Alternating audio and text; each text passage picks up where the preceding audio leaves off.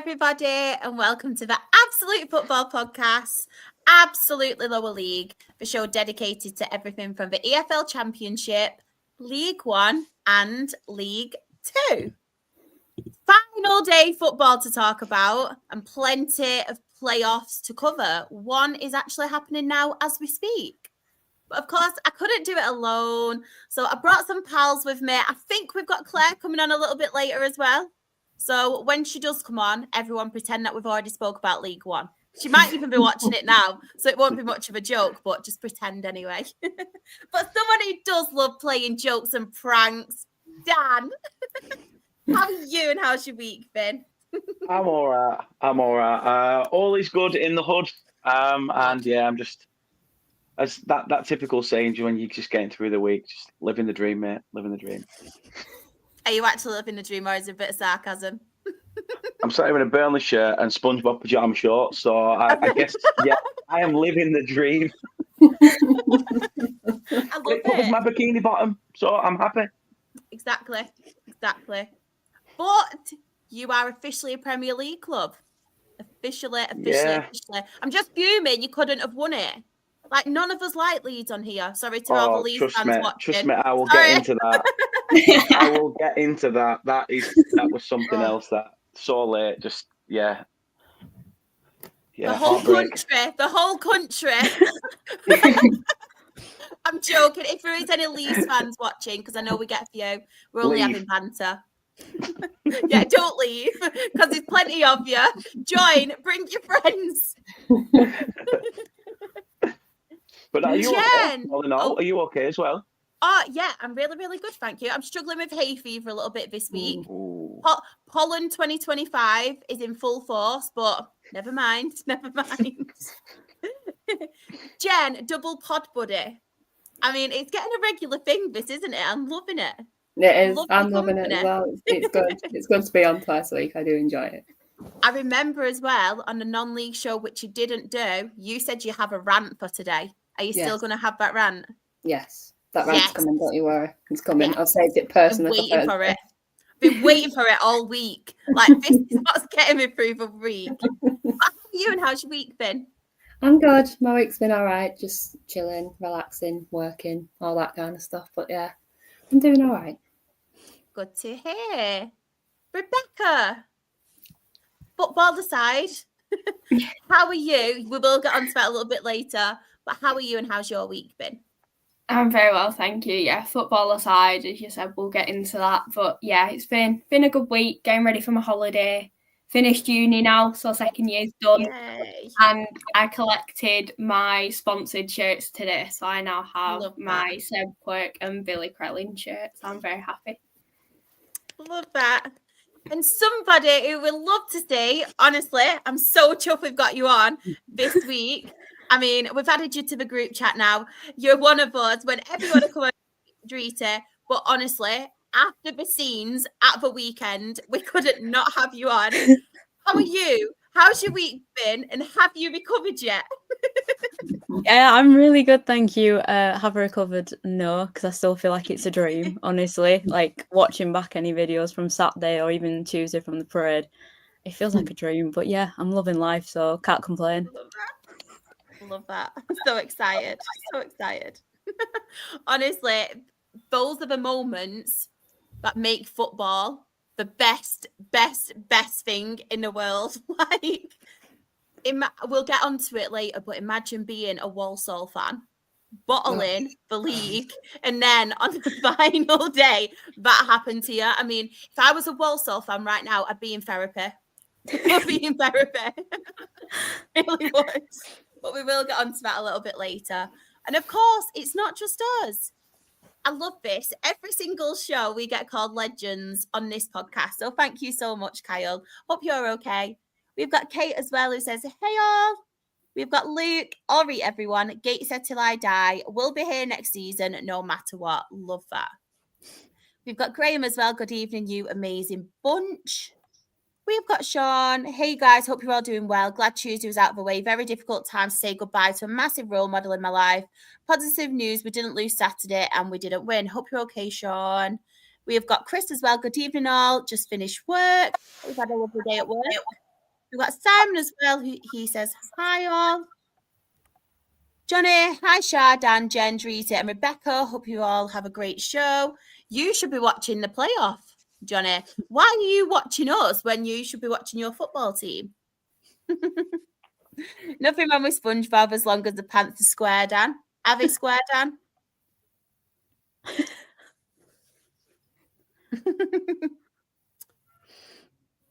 can't hear you, Dan.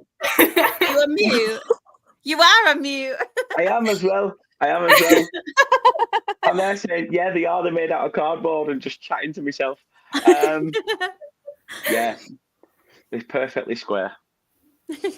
We've got Liam as well. Premier League, National League is where it's at. Exactly. Proper football. Love it. Proper football. We've got Kate as well. The crap Burnley getting from Leeds fans vote is insane. Just be happy for one another. Blimey. We have got, who else have we got? Simon prefer Leeds to Burnley. Oh, there's always one. It's always bloody one, and it's always you, Simon. Todd by name on your Todd by nature. Oh, way up, Johnny. Johnny's got a rant. No. Oh.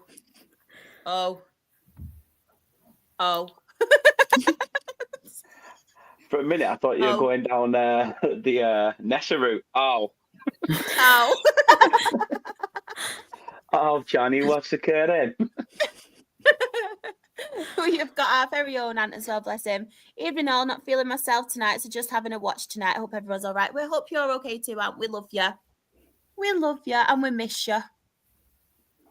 We miss you, we do. We've got hashtag one of us. Ant has put, I nearly said Anthony, Ben. I'm calling him Anthony. Have a go at me. I'm full naming you now, Anne, because I miss you and I want you on. I did say Bradford would go up, so chuffed. It did. Oh, got called Daniel as well. You're in trouble. You tell him, I'm always Kate. in trouble. I'm always in trouble. Chris has put Walsall bottled it and get well soon. Ant, Johnny put. But come on, Dan. We want to hear all about Burnley and this with Leeds. Like, we're still not over it. One job you had. And I know it's not you personally, right, Dan? But you're representing Burnley right now. One job. One bloody job. Frustrating. Absolutely just devastating. Oh my God, sorry, someone's been sent off. Yeah, that's what I'm looking at as well, but I don't know what happened. Yeah, I'm looking Oh, come on, guys. Championship drama. Go full on Chris Kamara. Give us an I don't know what he's update. done. Make it up. I thought you were just being subbed off, but no, that's it. I think it is. It's a Bristol City player by the looks of it. Oh, you're joking. Yeah. Oh God. I don't think that's a red though. That's penalty for Sheffield No, United. Kiefer Moore has used his body and his lanky streak of piss frame to get in the way of falling him. over. Oh my Not God. red. Just to show how much of a menace he is, he lifts his boots with Predator written on the bottom. Oh my God. Yeah, I bet you're happy now, Johnny, but that's it. The Dickie has gone. Robbed. But yeah, going back to the shenanigans of the Yorkshire lot, loving to piss on your parade at the dying minutes. It was just gut-wrenching because, like I say, 90+3, Josh Brownhill's just got a free kick on the edge of the box. He's 2-1 up. And you're thinking, look, that's it. You're just waiting full-time whistle's going to go very soon. And just as Brownhill puts it in the back of the net, someone over my shoulder said, like, they've scored in the dying minutes. And I was like, no. So the whole, I think you could tell how much it's completely sucked the life out of everybody in Turf Moor. Because when the full-time whistle went, everyone sort of just got up and it was just literally like a Southampton proper prawn sandwich brigade just standing there giving it all out. Yeah, well done, fair play. So it was so disheartening, and I must see, I'm an advocate for Burnley, and I love the club to bits, but the way they handled it at the end, like they've literally sucked the fun out of it. After beating Sheffield United, fans ran on the pitch, and they've kicked off about it. I get the fact of if there's been damage, which there were to some of the advertising boards and things like that, that's uncalled for. Criminal damage, yeah, 100%. But in that moment, fans are going to react, and I don't think the club get it. It's all right for them to use it on montages and put it out in social media, but then it's negative for the fans to be doing that. You can't have it both ways. But the way they dealt about everything on that final game, they had lines of security, a second line of security in front of each stand, and then lifted a rope as if to say, like, you're not coming through. It was so over the top. And then the second line of security ran onto the pitch, gripped hold of every Millwall player, as if to say, like, no, you've got to get yourself off the pitch. And it was just power mad, absolutely power mad, and everyone were already sucker punched. But yeah, the only team to basically reach triple figures and not win the title, it's disappointing, but I'll take it. I'll take it all day long. The records we've broken this year, beating Port Vale's record with 33 unbeaten in a league season, not lost all season at home, not conceded against a team by more than one goal. It's just, James Trafford's clean sheets have absolutely blown people out of the water. I can't complain how the season's gone, and I think a lot of people's perspective on certain players, the manager himself, Scott Parker, I think a lot of people have started to warm to him a bit now. So that said, yes, we are going to be playing in the Prem, and for financial reasons, yay! For the football, give me the EFL every day of the week. Got a big question as well. For podcast reasons, are you happy or are you sad? I'm not leaving. You better not do. I ain't going nowhere. Mean it. I ain't going nowhere. I play football on a Tuesday anyway, so I might not be able to make them Premier League pocket. If you're watching, Sam. If you're watching, Sam, he can only do now and again, but he's on every Thursday still. Goodness, we need you on a Tuesday. It's just ended up being me and Sam for past few. Me. we end up saying, "Sure, can you come on?" Triple pod. I'll make sure I do 1 week at football, 1 week off. Yeah. Hopefully, it just lands on the weeks that Burnley actually do something in the league that week, not lose. Are you excited for the Premier League, Dan? I am and I'm not. I think just because we've been there, the VAR, the top six bias, and all that stuff. I'm hoping it's changed, especially with this new, Wenger rule and the offside stuff being adapted, the automated offside. So we'll see what happens.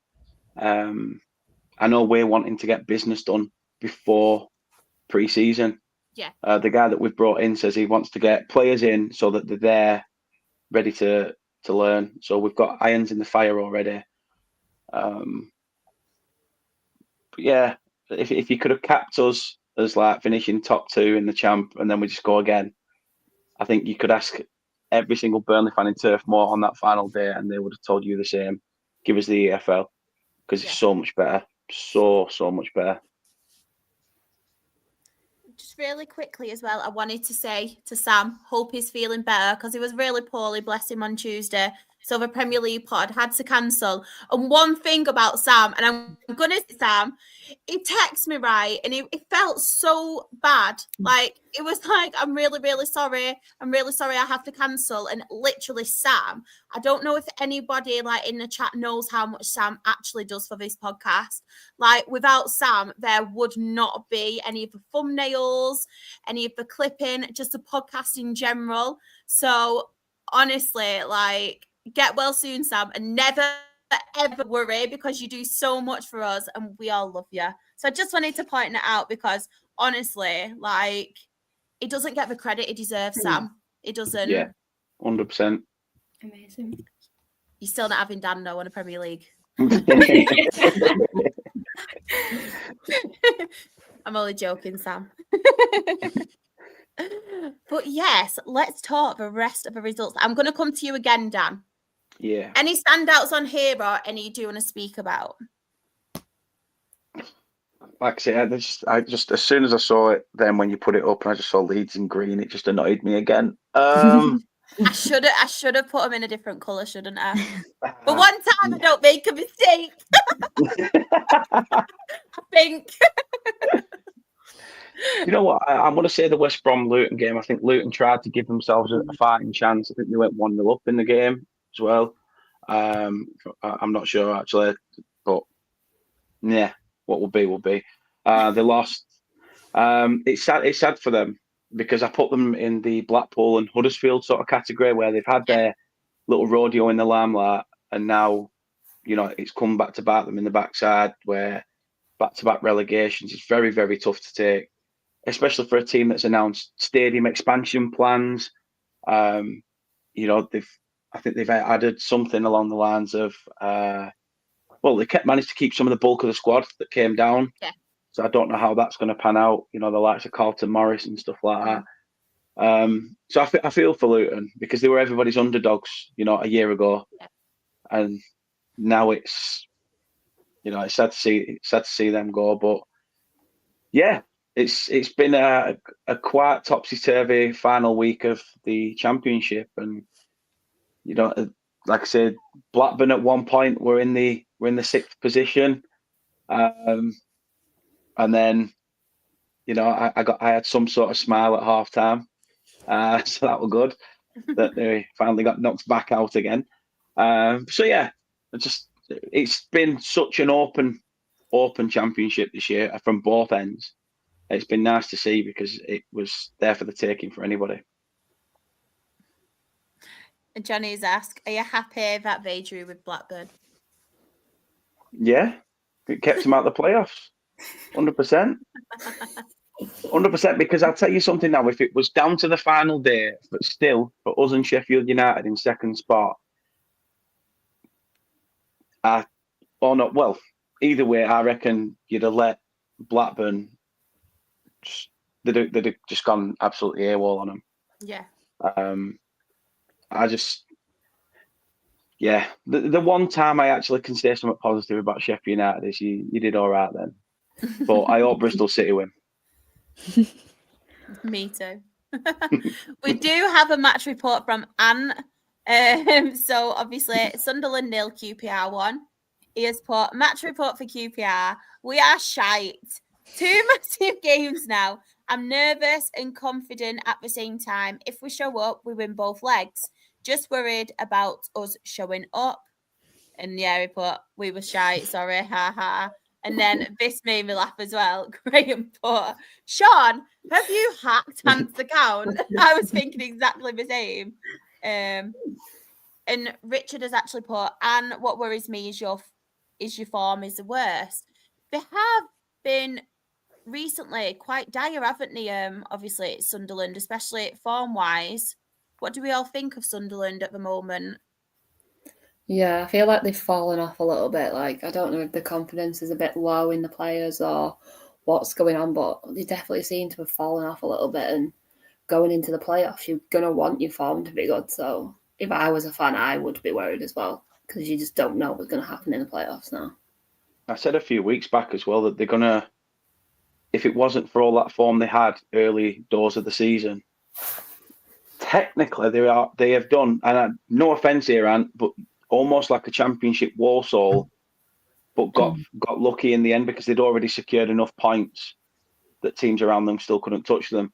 Yeah. But as they got to that point, they started to filter a bit. I just hope now the reason why that sort of filtered out is because they already had their eyes on, well, we're in the playoffs, let's just take care of business when it comes to it. I hope that works for Ant because, like I say, I would love a Sunderland Bristol City final. I don't give a shit who wins, but for Ant, I'll say Sunderland. But I hope Bristol City do it. Jen, is there any standouts on here for you or any you want to talk about? I probably would have said the Luton game as well, purely because they give themselves a little bit of a chance, and the fans could obviously celebrate a few goals. So it is a bit worrying what's going to happen to Luton now they're in League One. Are they going to be okay there? Are they going to come back up? Are they going down to League Two? Like, you just don't know what's going to happen with them, but we'll see what happens next season.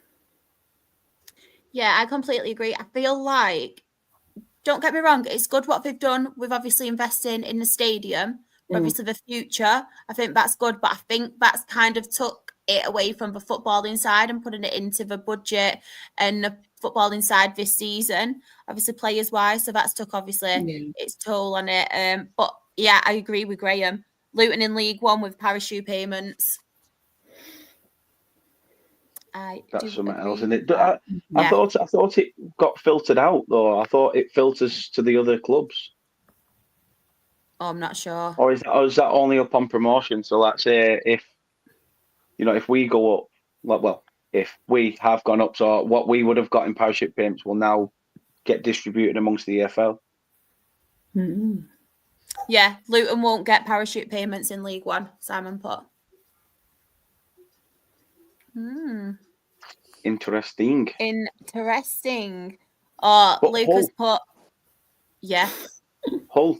That's the one that's got me as well, because recently they've come out that their manager may be getting the chop, even though he's done a remarkable job at trying to keep them up. There's been a few. I think obviously Plymouth next season will surprise a lot of people. I think they'll come back a lot stronger. Their gaffer there is unbelievable. Yeah. Just the stuff he says in the media, if I'd run for a brick wall for him, even just watching his thing. So I need him in the morning when I wake up to go to work. He would make me jump on. Yeah, alarm clock. Yeah. But yeah, it's been a weird old season. Tom Cleverley as well, getting a sack from Watford. Yeah. You know what made me laugh more about this more than anything? They've come out and basically said that he doesn't have enough experience. So he obviously had experience when they let him take the job, obviously when he did, but now he's suddenly not got enough experience. Like, how does that work? Just look at the Championship. You've had Michael Carrick walk into a job at Middlesbrough, done a semi-decent job. Okay, fair enough. They've bottled playoffs and stuff like that, but still got them in that top tier, that top 10 bracket. Look at I think not Portsmouth. Who was it early on? Oxford had the guy who had the Boys Get Sad 2 jacket on and stuff. Yeah. Who didn't really have much of a background. It's mad. It's absolute madness. I really don't get it. There's 21 managers in something like 19 years or something, or 9 years. That's bad. Really, really bad.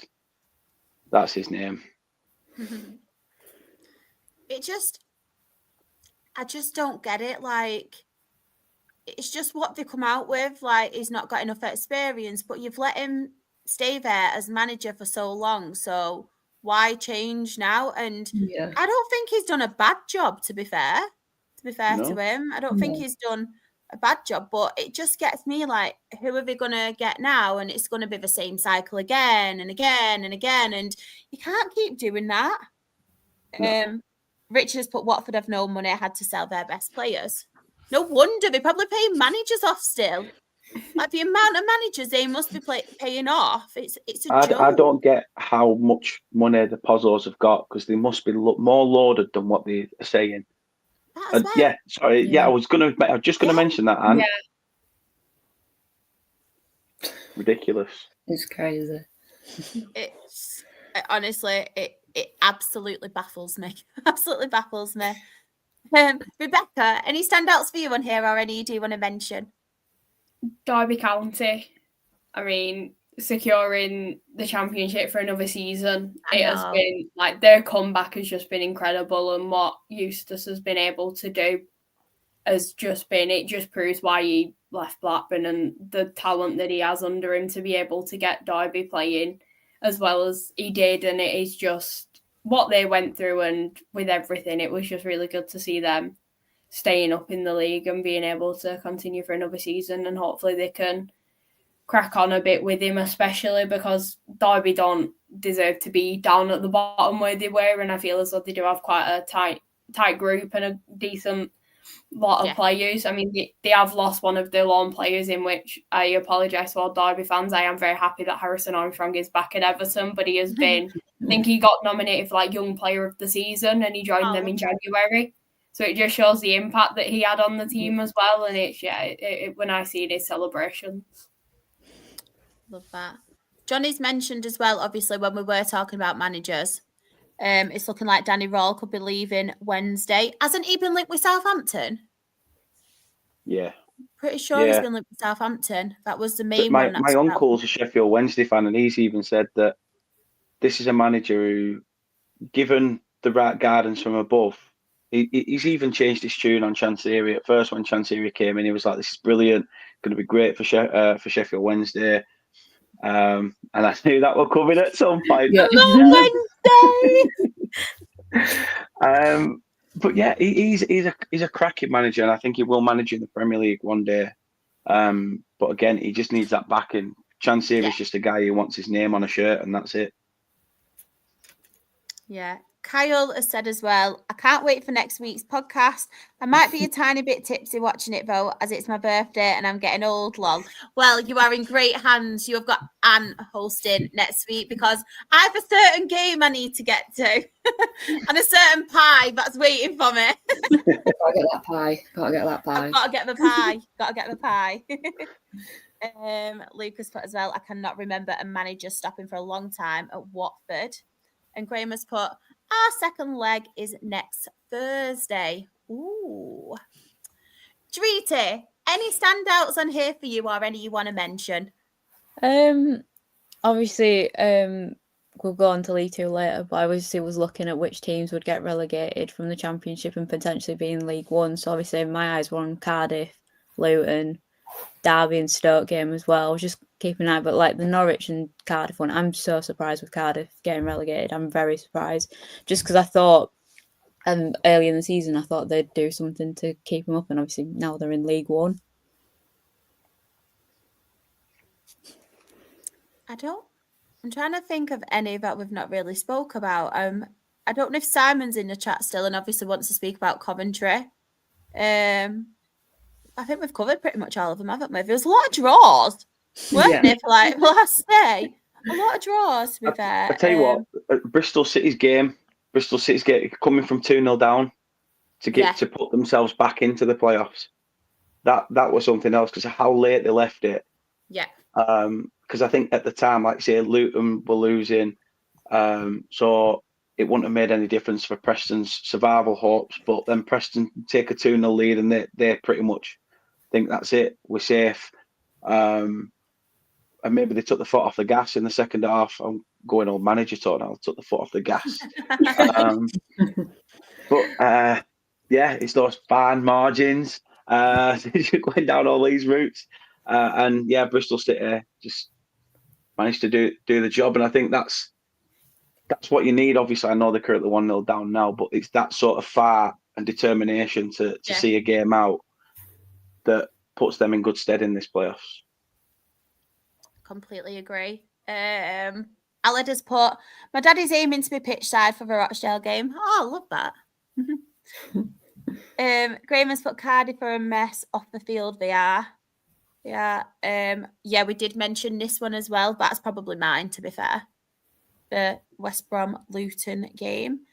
Johnny has put Malky Mackay is the last manager to spend longer than one season at Watford. Interesting. Let's have a quick look at the table, and then we will get predictions for playoffs. So this is the final table. Top of the table, sorry, Dan. Look away. Cover your ears. Leeds United are champions and have been promoted to the Premier League. 100 points. I like what you've done there, because you've put the C and the P. You didn't put R and A between it. So you've not wrote crap in brackets. You just put the C and P. I know. I applaud you for that. Fair play. You know exactly what I meant. They do have 100 points with a goal difference of 65. And I'm saying that because second, we have Burnley, who have been promoted as well, with 100 points the same, but only a goal difference. I say only, it's still a cracking goal difference Yeah, massive. of 53. That is just mental. Like, wow. It's crazy. Crazy. It's annoying. It is annoying. It's annoying. We agree. In the playoffs, we have Sheffield United, who are third on 90 points. Sunderland are fourth on 76 points. Coventry City are fifth on 69 points. Bristol City are sixth on 68 points. And then relegated to League One, Luton Town, 22nd on 49 points. Plymouth Argyle, 23rd on 46 points. And Cardiff City did finish bottom of the Championship on 44 points. One thing I did want to point out, to be fair to them, I know they have been relegated, but how much fight, as we mentioned, Plymouth gave, because they were really, really struggling, weren't they, at one point? And they have seemed to pick up quite a few points, and to only be 3 points off survival is obviously goal difference. Sorry, I'll say 4 points, including obviously the goal difference. But that's some going, isn't it, to be fair, from how they were? Yeah. Massive. It just, that was a legacy at Argyle couldn't be fixed. It just makes you think, doesn't it? Like, if they would have got rid of Wayne Rooney that little bit sooner, would obviously, I know you can't do that, like this shoulda, woulda, coulda kind of thing, but if they would have got rid of him that little bit sooner, would they have been able to survive? Makes you think as well, like if they'd have kept hold of Morgan Whittaker in midfield instead of selling him in January as well. Yeah. Don't get me wrong. We dodged a bullet there when he went to Borough instead, because it's just the arrogance after he went there was just something else. But no, I appreciate that, Chris. Simon as well. If Plymouth had replaced Rooney sooner, they would have stayed up. And Cleverly is apparently the favourite for the QPR job. I hope he does get a job, to be fair, because as I mentioned, I think he'll be a good manager. Like, it's his first proper managerial job, wasn't it? Watford. And I don't think he did bad, to be fair. Oh, did he heck? Especially if you get shortlisted for manager of the year, you've not done a bad job, have you? No. To be fair, so it's Watford. It's somewhere else. But we are going to get predictions now. Obviously, there is a game at the moment. Sheffield United versus Bristol City.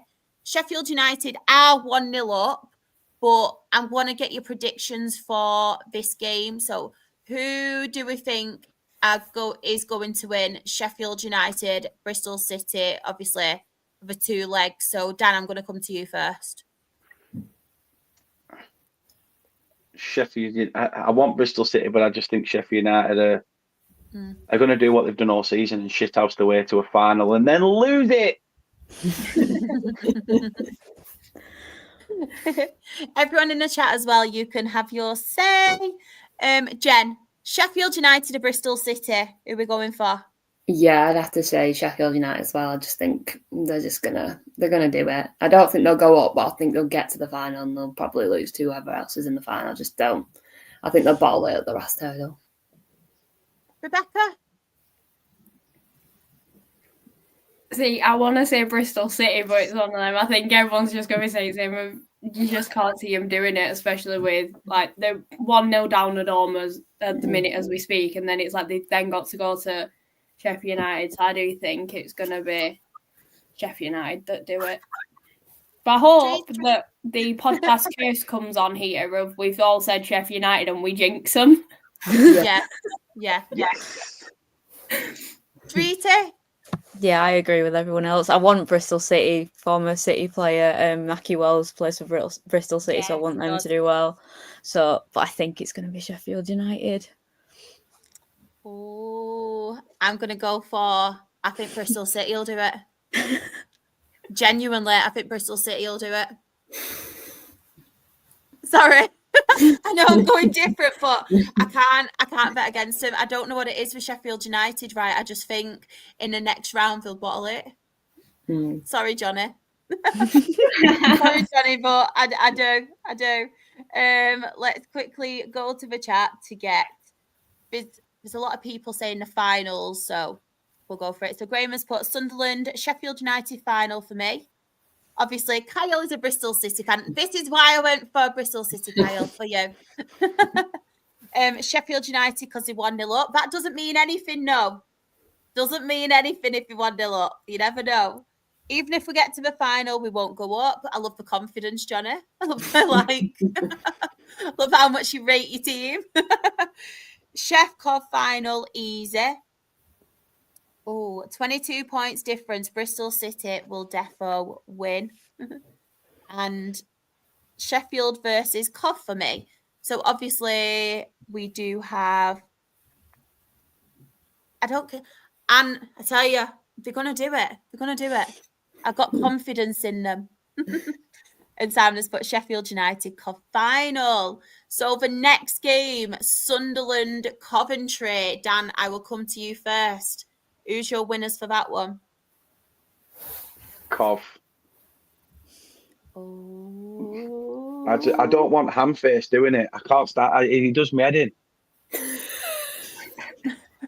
Honestly, he's such a pot pie. He proper does me tree. You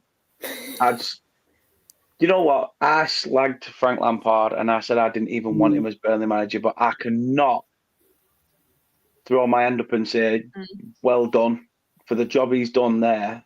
Yeah. At Cov is just phenomenal. I just hope that they don't bottle it now.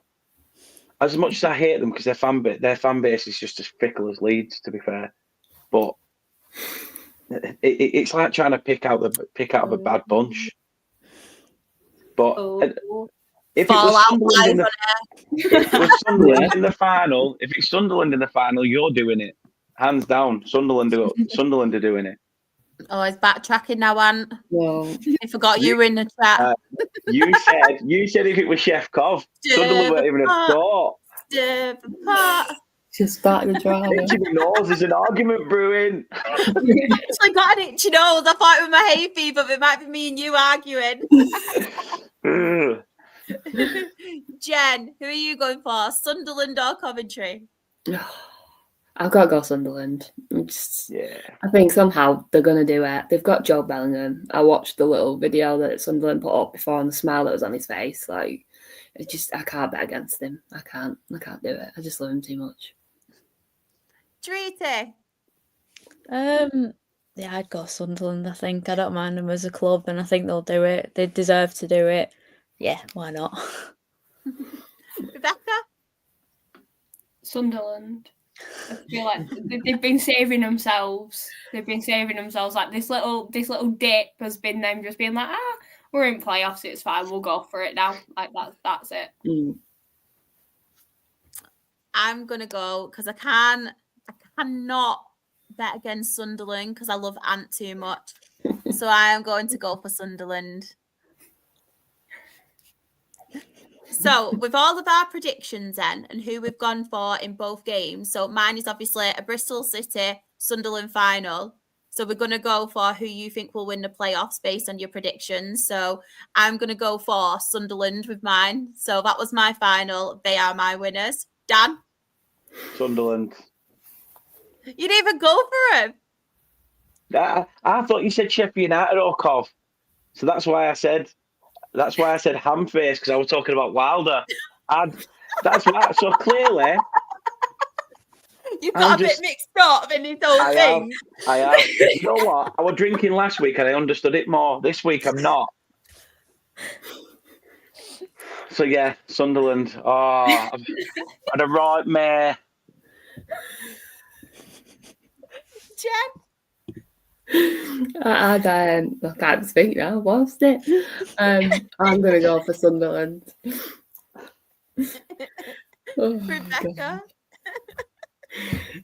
Sunderland. Sorry, that's really made me laugh. Treaty? Yeah, I'll go Sunderland as well. Yeah. Oh, we're really sorry, Ant, but we probably jinxed you, but we've all gone for Sunderland. I've just punched SpongeBob and Patrick in the face for just being an absolute tit. So Oh, there's no Go need to do SpongeBob. that. I'm Patrick. Yeah. I know I should have done it to Squidward more than anything because he's got a nose big enough to it. So I know. Oh, I feel sad now, Dan. so do I. I've come on a football podcast and I don't know what I'm talking about. Do any of us? No, we definitely don't. We've We come just too ran- far together. I'm in the Premier League. I don't even know the Championship. What are you guys on about? Why change the habit of a lifetime and speak sense when we do this week in, week out, Yeah. and don't speak sense? And we've won an award. Big Yeah. One's won 2 awards. I do not know how. Must be the Oh, it's all fun. comedy. It's been 40 years since they won at Coventry City haven't lost to Sunderland since 2000. Oh, bloody hell. What the hell? Bloody hell. Who said that stuff about Job living off Jude? He's getting watched by Dortmund tomorrow. What a stupid comment. Oh, have I missed a comment? I think there's a reason Job doesn't have Bellingham on the back of his shirt, just so you're aware if you're talking crap about him. Just, yeah. Oh, that's who said it. There's a reason Bellingham isn't on his shirt. Oh, it's getting all feisty tonight. Feisty one you are. Just thought I'd break the ice because I don't know what to do. Feeling a bit uncomfortable with all this drams in the chat. When it's going off in the chat, because I don't need to say much more because I don't know what the hell I'm talking about. So I love the fact it all starts kicking off and then you just automatically go to Yoda. I know. Oh, funny. I thought Claire would come in joining us, but she doesn't seem to be here. But we've gone to the League One chat now. So, Rita, I'll come to you first. Is there any standouts on here or any you do want to mention from League One? Because you will be in League One next season. Yeah. Hey. Woo! Thank you. I'd say the Barnsley Reading one. I think I thought Barnsley were going to be like playoffs at the start of the season, but obviously like mid-table, I think they're like 12 or something now. But yeah, they're someone who I'm watching out a lot because we've got one of their players on loan. Yes, he is going back. I've seen their return list and he is listed and it is paining me. I can't lie. I want him to stay, but oh my God, it's killing me, honestly. But fingers crossed we actually get him. I have a feeling, but I don't know. I don't want to jinx anything. But yeah, that was a good result for Barnsley, to be fair. Rebecca, any for you? Huddersfield getting beat off Leyton Orient. We all talk about Walsall's drop off. I feel as though Huddersfield's towards the end of the season massive. also needs to be talked about because they were sitting comfortably in the playoffs. Like they were looking for trying to get back promoted, and then they've like massively dropped out, and their results have been horrendous at times. And I mean, fair play to Leyton Orient, it sees them take the last playoff spot as well. So they went with the job that they needed to do, did it, and then Huddersfield it's not been the last bit of the season because they've not been too bad. It just seems to be towards the end, and then you had all of the fallout with the manager and stuff earlier on. So it's just like it's been quite an unsettling one for Huddersfield this season. Just wanted to say as well, anyone in the chat, if you are League One fans, remember to get your match reports in. Just wanted to point that out. Jen, any standouts for you on here? I've got to go for Crawley. Even though they've been relegated, for their fans, it would have been incredible to finish the season with a win and be happy. But obviously they are going down to League Two. But even if you are relegated, you want that one last win before you go down. Dan? I was just going to say, obviously, as much as Reading got beat, you know, it's good to see that there actually is a sale finally happening for them. Definitely.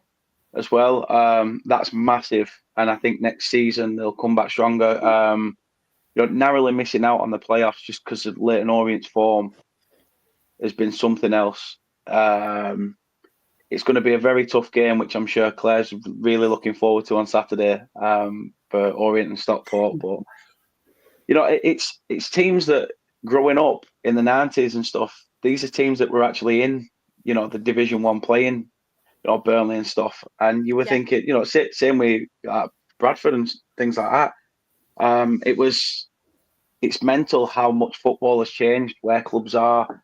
We always, from a Burnley perspective, the Orient game, if we didn't beat Leyton Orient in Division 4, we'd have gone out of the Football League completely. And at that point, we would have been extinct as a football club. I think they said that was it. But luckily we won. So I don't know, there's a bit of pain tangent to Orient from a fan perspective, but they've done really well. Other than that, the noticeable ones are, like you say, Birmingham just doing what they're doing, and Wrexham just continuously writing their film to whatever they're doing next. They're doing really well, Wrexham. Aled as well as had a great fancy dress day in Lincolnshire, dressed as a fish in a blue suit with loads of goldfishes all over. I love that. Johnny as well is saying, can we just say that's some achievement for Wrexham? Yeah, do you know what? I'm going to agree with Kyle on this one. I was going to point out the Blackpool result because I think it's a great, obviously, home win for them. They actually put the retain list out as well. And one person who I was quite sad about, but I was quite chuffed in one respect because I'd love to get him back. Obviously, Richard O'Donnell has been released from Blackpool. Obviously, someone you know very well as well, Drita.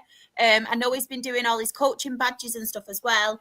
But I'd absolutely love him to come back to Dale, even if it's not our main keeper, if it's like our second keeper, for that little bit of experience as well. And obviously everything he did for her game too.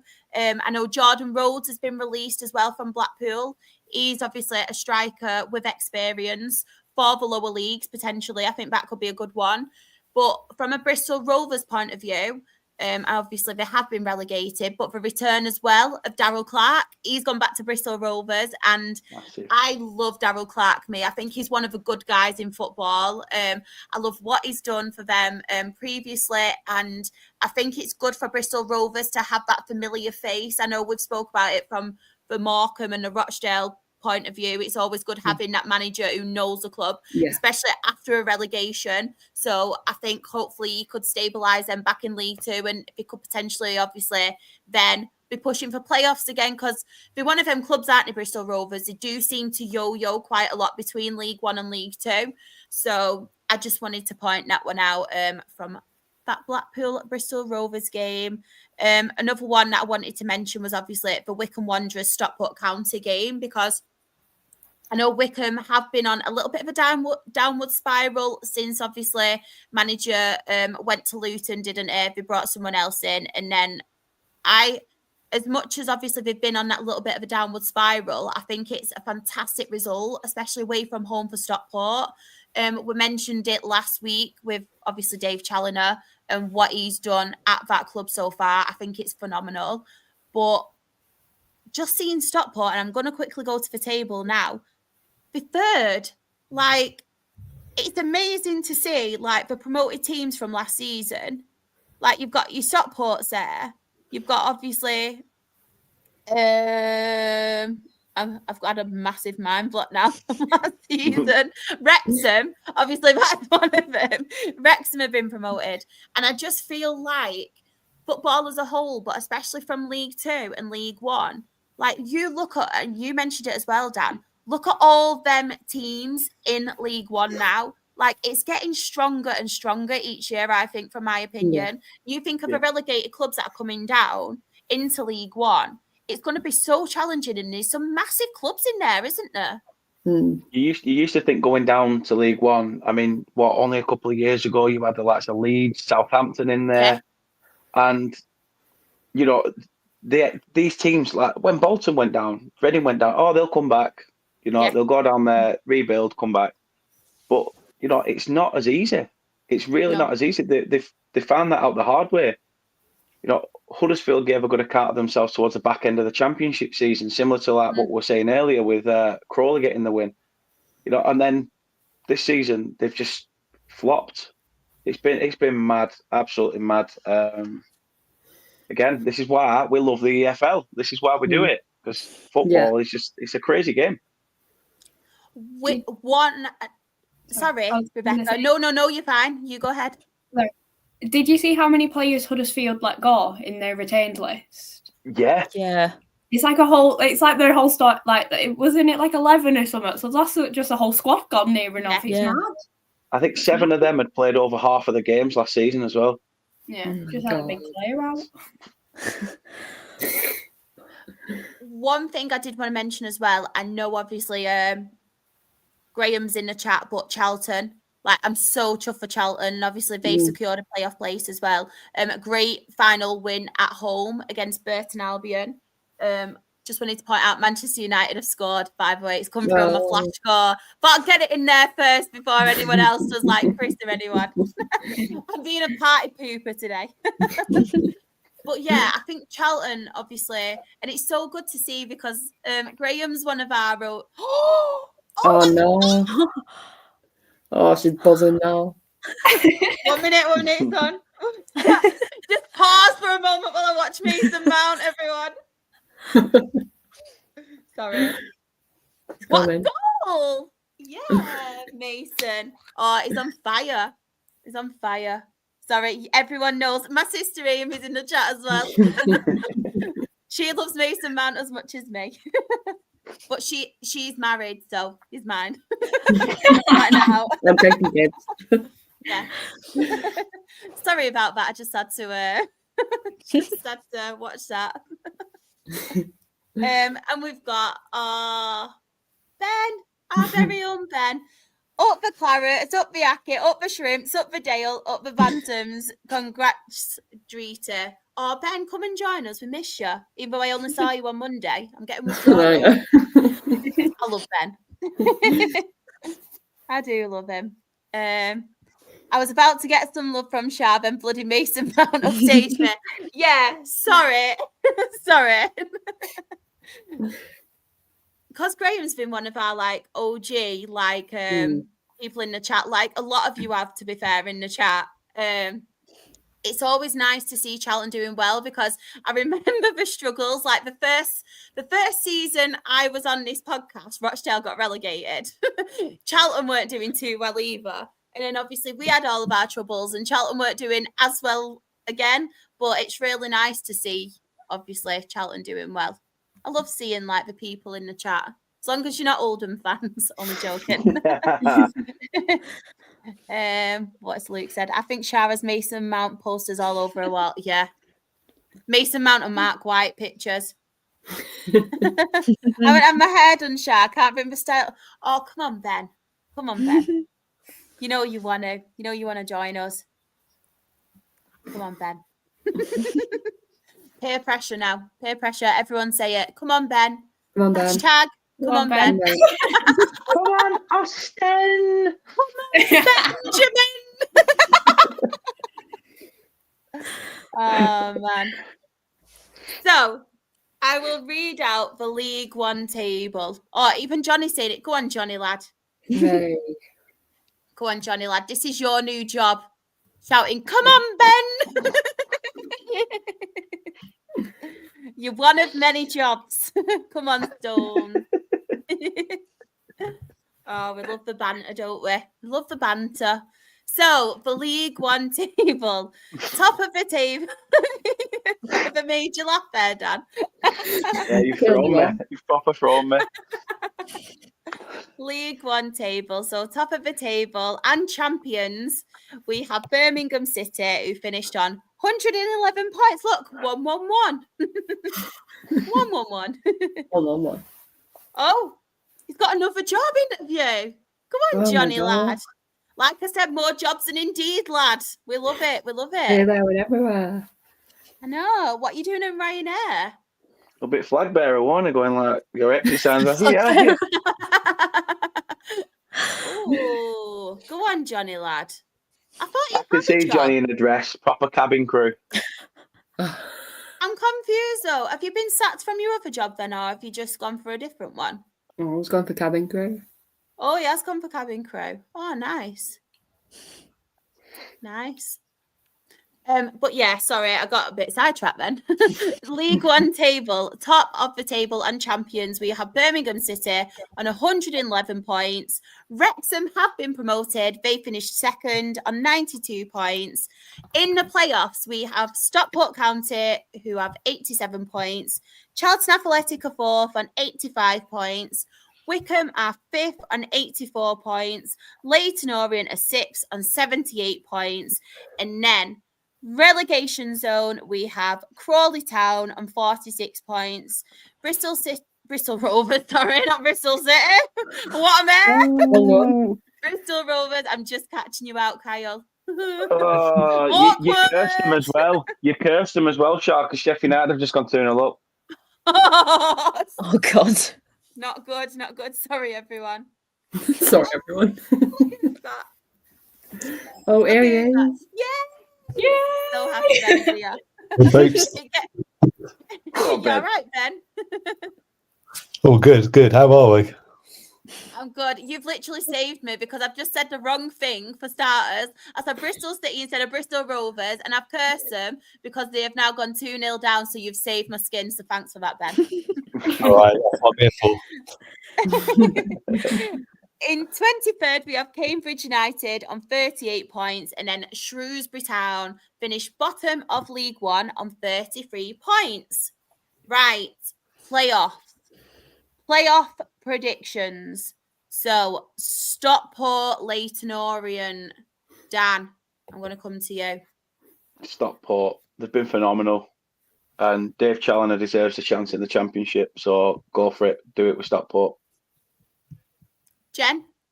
Stockport, yeah, gotta be. Rebecca? Stockport. I'd love to see Brad Hills get promoted. I really want to see Brad Hills promoted. Treaty? Stockport. Yeah, definitely. Ben? You've got the full house. Stockport for me.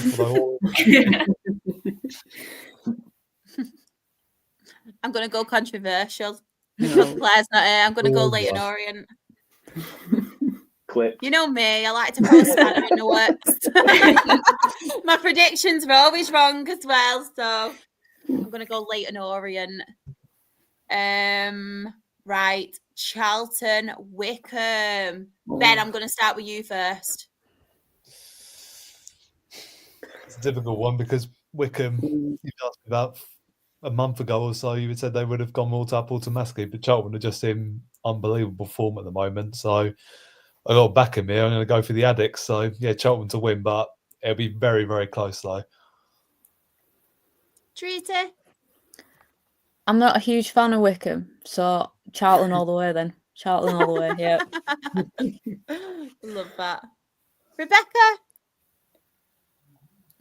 I'd go for Charlton. Just like their form has been incredible recently. Jen? Yeah, I'd have to go Charlton as well. I think they should have gone automatically, in my opinion, but they're in the playoffs, so next best thing. Dan? Role reverse. From Ben to me, it's a full house again. Charlton, they've been in League One for so long. Like it's about time they actually got back up to putting a fight in the champ. So why not do it? You know, I was going to say Wickham because of Sam Vokes, but I don't think he's going to be there at the end of the season anyway. Just go to the chat really, really quickly. United have gone 2-1 up, by the way, Casemiro. Oh. Stockport tend to lose in the playoffs. Exactly. Then go up automatically the next season. So I'm going Leyton Orient. This is my logic too. I promise. I wasn't just going controversial. I promise. Shauna's put Charlton because of Graham. Orient, Charlton final. Do you know what? I'm going to go Charlton as well. I'm going to go Charlton based off my final. Oh, I'm sorry, Graham, but I just think Leyton Orient. I don't know what it is with Leyton Orient, but I've said it like for the past few weeks on here, and I know that they had that little bit of a hangover after the FA Cup run, but they've been in great form, and I just feel like they're very underdogs. There's less pressure on them as well, so I'm going to go with Leighton Orient to win the playoffs. Like, this probably isn't going to happen. But yeah, Leighton Orient. And Claire's just coming as a sector. I'm in trouble now. I'm in trouble. You got a full-on capital I. Claire,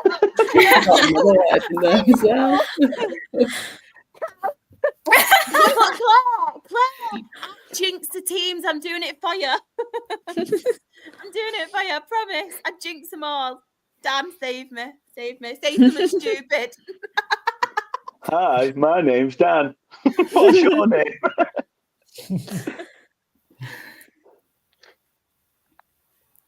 Who's your winner for playoffs?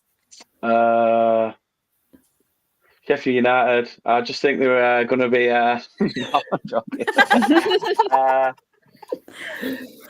If it's going to be between Stockport and Charlton, I've got to say Stockport. Like I said, I just think with every game in the playoffs, they'll just grow in strength. Jen? Yeah, I'd have to go Stockport as well. I just think they've got the right facilities to be promoted. So yeah, I've got to go Stockport. You're all such shit bags. You're only doing it because Claire's in now. I'm joking. I'm not getting shouted at.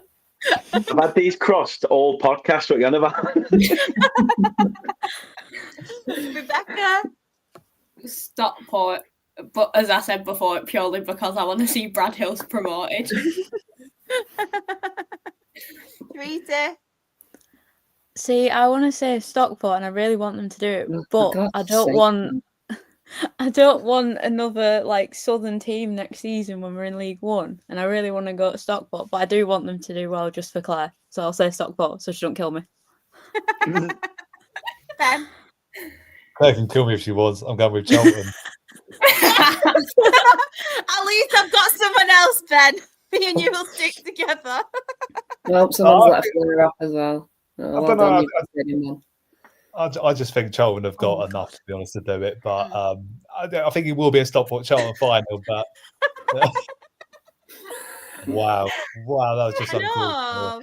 You don't get that an absolutely non-league, do you? No, I know. Our sophisticated podcast. Yeah, compared to you crazy lot, eh? Yeah, no, I'll go with Charlton. Sorry, Claire, love you really. Kyle's doing the same as well, and I think have Bristol City gone 3-0 down now. Yeah. Oh, what a great prediction already I've had. Oh, bloody hell. Then again, I did have Sunderland to win it, didn't I? I don't know who I had. I can't even remember. It was so long ago. I think I said it was going to be a Sunderland Cov final and spoke about Cov winning because Sheffield United are shit. Yeah. Where did they come into it? Who's scared of you? All of us. Yeah. I feel the one who got called a cowboy. Anyway, moving on. League Two. Treaty. I mean, absolute scenes. Final day. Yep. Tell us about it. We all want to know everything. Probably one of the most stressful days of my entire life. Like, oh my God. Like, I was on the podcast last week and I was saying to Rebecca before, and I was like, I'm stressed, I'm nervous, this is not good. But yeah, honestly, you couldn't have written the script though. Like, 96-minute winner. And the way it's gone in as well, one of the messiest goals I've ever seen in my entire life. I didn't even see it go in when it happened. I just saw everyone celebrating in front of me and I was like, okay, we've scored then, that's fine. And I just started celebrating with just random people in front of me. I was like, brilliant. But honestly, I am so proud of the lads and Graham Alexander because they all massively deserve it. In front of a crowd of 24,000 as well is unbelievable for League Two. Yeah, it was a record as well, so I could not believe that. Obviously, Claire's favourite, Sarcevic, scoring. Like, thank God for him. Like, if you weren't there, then God knows what would happen. But yeah, I think it was just a relief, honestly. When we found out the Walsall scored in like the 52nd minute or something like that, the vibe around Valley Parade, like what Dan said about Turf Moor, it just went so like dead, and it just felt like everyone's energy just like was sucked out of them. That was it. And obviously everyone was like praying for Crew to score, and it just didn't happen. We were like, God, what is happening? We had chance after chance, like in the last like 10 minutes of the game. Jack Shepherd, who I've been talking about a lot from Barnsley, he hit the post and then he went on the rebound and then it got hit with a player, and then we said handball, it didn't count, and then Sarcevic had a shot and he was like 3 yards out, scaled it over the bar, and I was like, oh God, I was like, it's not our day today. And I thought, playoffs again, and I can't deal with playoffs. After what happened against Carlisle 2 seasons ago, I couldn't do it. And I was just praying, I had my fingers crossed like this. I was like, come on, please. And then when that went in, the relief on everyone's faces, oh my God, it was just, you couldn't have written it though. Like, we did 3 pitch invasions. Obviously, that's us, isn't it? 3. I don't know why we did 3, but we did. And obviously, like, the players afterwards, it was just like everything leading up to the game as well. There was a lot of things going on North Parade. If you've been before, it's like all bars and restaurants and stuff. All the fans travelling down North Parade, and then after the game as well, they all went back up on North Parade. All the players joined us as well, and it was just like such a really good moment for the club, for the players, for everyone associated with the football club. And it felt like it was finally like our time. Like 6 years in League Two, it's been so long. And like, don't get me wrong, I loved League Two with Jen and Rebecca, but I just wanted to get out of League Two so badly. I was just sick of it. Not a good place to be. I'm just sick of League Two. Like, it's not fun anymore as League Two. And look at the cup runs you've had as well, though. Yeah, I've been on some amazing cup stories. Yeah, like the 2013 one where we beat like Arsenal and Wigan and all that. Like, it's those little memories that like people are now talking about it now. Like, a load of Bradford fans are saying this is definitely up there with that League Cup run, with us beating Chelsea, with us beating Northampton. It's up there with that moment. And honestly, I mentioned it earlier, I'm so proud of those lads. Like, they're in Ibiza right now, just partying away. It's honestly hilarious. It's so funny. The Doncaster players are there, and so are the Port Vale players, so it's brilliant. But they're all having like a cracking time, and I've seen some of the videos. It just makes me laugh. It's just, you just needed that. And this squad, I said it last week as well, this squad is honestly incredible. Like, I am so proud of every single one of them. I'm going to clip this and I'm going to send it to all of them and be like, I am so proud of you. Just please stay next season, because they honestly deserved it. Like, we've had like a really weird season. It's been up and down all over the place. And like, obviously the result against you're welcome. The result love that. The result against Swindon a couple of weeks ago now, losing 5-4, and then we just thought, oh God, and then drawing 3-3 with Chesterfield. I thought, are we really going to get playoffs now? Like, this is not fun. And then obviously Walsall, we'll talk about them in a bit. Like, what happened to them? Honestly, like, I think when they were top at league, I think we were probably like 8th or 9th in league. And I was just think, how have they just gone like that? And it's honestly ridiculous. And when they scored as well, I thought, no, we can't let them get promoted after that. We need to be like up there. And yeah, it's just, I'll be honest with you, I can't even like put into words how I'm feeling. I'm still thinking back to Saturday. And obviously we had the parade on Tuesday, and obviously all the players were celebrating, having fun with all the fans, all the flares going up and everything. It just felt like the city needed it. The players obviously needed it. The fans needed it. We just needed that lift. And obviously this year as well, Bradford is the city of culture. So everything is just like falling into place. Obviously it's the 40-year anniversary of the fire as well. So everything is just falling into place this season. And honestly, I'm so proud of them all. Like, I'm so proud of them lads. Like, they're the best squad we've had in a couple of years. And honestly, I really want them all to stay. I know it won't happen because transfers and everything, God knows what's going to happen with our retain list, but yeah, I want them to stay. But yeah, they all honestly deserve, every single one of them, no matter how many minutes they played, every single one of them deserved that on Saturday, every single one. The only good thing is, Audrita, if you get promoted, which obviously I have, you need League One standard players. We have a very good relationship with Bradford, like Graham Alexander, Jim McNulty. So hopefully we'll get some gems like Ryan Easton or them. So I'm more than happy. Any retained players, let me know. No, honestly, like I said, it was just mental, because we're looking at the table and I have all my flash scores up and everything. I had Sky Sports on, but I have it all on Flash Score because the goals seem to come through quicker, obviously, on Flash Score. And I was like, oh my God. And what was it? Was it like 90 plus 4 or 90 plus 6? I can't remember. 96. It was 90 plus 6, yeah. Yeah. Like, oh my God. That's and I one way jumped to do up. it. Yeah, it was honestly mental. And then because of the pitch invasion, we had like, I think it was 90 plus 17 at the end of it. It was honestly ridiculous. Like, I was just stood there because obviously all the fans went on the pitch and then they had to clear them off. And then the ref played, and I thought, oh, he's going to play like another 30 seconds because it was like 95 border 96. I thought, oh, 30 seconds. Didn't do it. And then we all thought the game was done. So the fans came back onto the pitch again, cleared them off again. Then he just kept playing. And I was like, what is going on? Like, we basically won. Like, blow your whistle, call the game. We're done now. But then, like, 97, it was honestly, oh my God. Sorry, I just saw that as well. Charlotte's buzzing now. Charlotte's buzzing, aren't you? Oh my God. I might have to go and get some water. But yeah, it was like 90 plus 17, and I was like, ref, just please blow your whistle. Like, I can't do this anymore. Then that final whistle went, oh my God, the relief. It just, oh my God. I've seen like videos of people lifting Graham Alexander up, and it just made my day, honestly. Do you know what? I'm so happy for Graham Alexander as well, because I think we mentioned it last week. When he first came, I know there was a lot of people unsure about him. But I think what a great manager he is, honestly. I think he's underrated as well. He doesn't really get the credit that he deserves, Graham Alexander. And everywhere he goes, he does a really good job. He does a steady job and stuff. And I think he just needs time.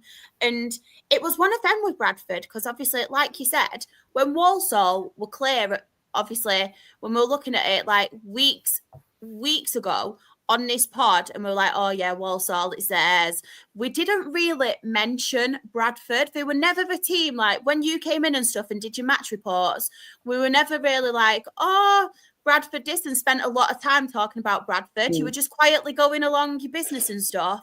And the job that he's done towards the back end of the season, and as I mentioned last week as well, you've not had Andy Cook either. Yeah. Who's a massive loss, and the goals and stuff he contributes. I just think it's brilliant, like how this group of players they've done it. And honestly, I'm so happy for you. Like, it's really nice to see, because as you said, League Two, as much as you love it and everything, you just want to go up. And a club like so big as Bradford as well, it's nice to see them back in League One again, because obviously in League Two and stuff, and it can get a little bit frustrating, but especially with League One, and this is no disrespect to like your League Two, because you do have a lot of football inside in there, but League One in particular, and the standard of football, and obviously the way they play football in that, I think you won't really need to adjust that much to it. I think you've got the right style of football for it and stuff as well, and it's really interesting what players you'll be signing, obviously what Graham Alexander can do there as well, because it's oh, don't come in, Michael and Lou. Really? Ruining your life here. Essentially coming. Why would you want to go Carlisle? We might get promoted. No one wants to go to Carlisle. No one wants to play Carlisle. That's literally ruined my day. Mason Mount has scored 2 goals and you've covered. Shattered my dreams. No, but from a Bradford point of view as well, I think the kind of how big they are and everything, and just what Bradford are as a club, I don't think you deserve to be in League Two. I think you do deserve to be a lot higher than you are, and I'm just so happy for you. Thank you. There was a lot surrounding that game as well, weren't there? Because obviously, was it the game that were commemorating the fire as well? Yeah. So there was a lot of sentiment around the game, as well as knowing that there's a job that needed to be done, and you know what? Exactly. Fair play to you. I love Bradford because of Robbie Blake, so I can't complain. I love that. Rebecca, we will talk Accrington a little bit later, because I know. Do you want to talk about the game first before we go on to the other issues, or do you want to talk about it all together at the end? It's up to you. I can talk about the match. Yeah, of course. So we did get beat off Chesterfield, but heading into it, like we said, we were safe. So it was one of them for me. Just go and enjoy it as much as we could. Especially with after the Walsall match, in John Doolan's interview, he started crying as well. So it was like, this for us, the season was done after that match. So it was just like, we'll see what happens. It It was, especially with like a few of our lads last match, it was an important one to go and try and enjoy it as much as possible. We did a little Her Game 2 day as well, so we're going around with the frame. All of the lads got involved with that, which was really nice. And it was also a case of I got my photo with Seb, so as you all knew, I was very happy at that point. I had a photo with him, Billy Krellin as well, who's now returned to Everton. If I'm honest, don't really remember much about the match. It was just one of them. I was just there having a good time. We did have a very varied starting 11. A lot of our regular starters weren't in the team. And we saw the likes of Dan Martin back in the starting 11. He hasn't featured for months, so to see him back was really good. But then you've also got the thing in your head of, is this his like goodbye match sort of thing? Because he's not been in the team. But we won't think that far ahead yet. It was one of them. We had quite a few chances. Dying minutes of the match, we hit the bar and the post. Still don't know how. Like, we just couldn't score. We had Jake Batty having chances, Dan Martin, and it was like speaking to some of the lads afterwards. They were like, oh, we should have scored. But Chesterfield came and did what they needed to. Will Grigg secured all 3 points for them. They did pitch invade and they have stolen 2 of our corner flags. So if there are any Chesterfield fans out there, please return our corner flags because we need them. Why are you taking opposition corner flags? That makes no sense. Why? We will get into the issues of Aki, but when we get into that, you will then know why we need our corner flags back. But yeah, then after the match, we had our end of season awards. So it was really nice to just see all of the lads in Crawley's as well. So it was quite like similar players winning all of the awards, but it was really nice. I think Jay Batty, who we had on loan from Blackburn, Dan won't be his biggest fan, but he is a very talented youngster, and he won like Fans Young Player of the Season, and then Sean Worley won Players Player. So there was quite a lot. It was a nice atmosphere around the ground, and yeah, we'll get into all of the, excuse my language, shite that has come from that match. Well, you go, girl. Jen, do you want to talk about Morecambe? I'm sorry if I look distracted. Mason Mount's on my TV. Oh no, it's all right. I was just watching the scrap between I'm just smiling, and I'm just like, hey. Love a good football fight. Great. Get your handbags out. Yes, Morecambe had Harrogate at home for the last game of the season. I wasn't there. I was working, unfortunately, so I didn't go to the game. But hearing it from people, it was just go and enjoy it. This is our last game in the EFL. Apparently, after I met Liam after the game, after I finished work, I walked down to the ground. Apparently, the atmosphere was absolutely dire. There was no singing until the last 10 minutes of the game, and it's just like, you do realise this is like our last game in the EFL. Like, we're not in the EFL next season. Yeah. So I think it felt very flat for some people, and I don't think that helped. We obviously scored first, which incredible. I was at work, so like, oh my god, we've scored, that's it. And then like 10 minutes later they scored. I was like, okay, back to normal. But yeah, we lost 2-1 to Harrogate at home, which I'm a bit like, yeah, it happened. Like, we're already relegated, we're already down. Like, it doesn't really matter anymore. My friend did text me after the game because she went, and they obviously did the lap of honour at the end of the game and stuff. Yeah. And I think the hardest thing was knowing that obviously we didn't know that at this point which players we were keeping, which players were going back. There's a few very loan players that we've all got very, very attached to. I think when you get attached to a loan player, you're just destined to be devastated at the end of the season. But yeah. that's what they do to you. It's these loan players just get you in and then they leave and then that's it. So true. But yeah, I think it was just one of them where it's the last EFL game of the season. Just got to enjoy it, see what happens. And yeah, it felt a bit weird after the game walking down there and realising that that's it. That's us out of the EFL now. But I think positive going forward is our retained list was probably one of the best retained lists we've had in a very, very long time. we've managed to keep around 10 players, with at least 4 offered new contracts, and 3 academy lads have been offered pro contracts, 2 under 18s and 1 under 19, which is just incredible because these academy players are the breadwinner for us. They are the players that we can put in the team. People can come and scout them, and then we can sell them on. Like we did that with Adam Mayer, who's gone to Millwall, who was on loan with Bromwich. Incredible player, like unreal player, deserves everything he's getting this season. So if we can get another Adam Mayer, I don't see why we can't sell him on for a profit, because that's what we need, is the money side of things at the minute. But yeah, there's a lot of players I'm happy are coming back.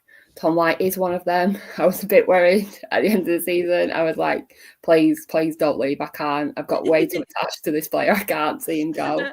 So yes, Tom White is going to be back for next year, which is incredible. Our midfield maestro is going to be. I'm hopeful that he's either going to be captain or be vice captain, because the way he speaks in the media to fans, the way he talks about the fans and stuff, I just think he's such an incredible man, and I think he deserves a chance to show what he can do in the National League. It's not been the easiest season for him this season at all, not for any of the players, but they've all put their hearts on the sleeve and they've played to the best of their ability. Like, they've done what they tried to do. Like, there was so much off-field issues that they just couldn't. It was impossible to survive in this league, in my opinion. But yeah, National League next season, we'll see what happens. I'm positive, especially now we've got Derek Adams and we know we've got him for next season. That is massive for us. He knows the club very, very well. He knows the players, many of the players that he's keeping. And then obviously there's rumours that Callum Jones, who was on loan from Hull City, he now has no contract whatsoever. So he's not contracted to Hull City anymore. There's a lot of rumours flying around that he is going to sign with us next year, which, if he does, incredible, because my friend was saying when she texted me after the game, she was saying Tom White was obviously walking around the pitch and he was wiping tears from his face. Like, that's a player that's been with us for a year and he's obviously so attached. And then Callum Jones put out a bit of a cryptic tweet the day after.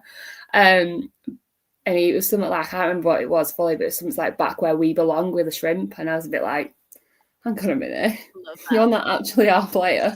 You're like Hull's player. So what's going on there? But yeah, I'm excited for National League because it's new grounds and it's different football than what we're used to. So I think it's gonna be an exciting one next season. But the fact that we've kept these 10 players and there's more that have been offered, we've got 3 academy youths that are on pro season contracts, I think is just incredible for us.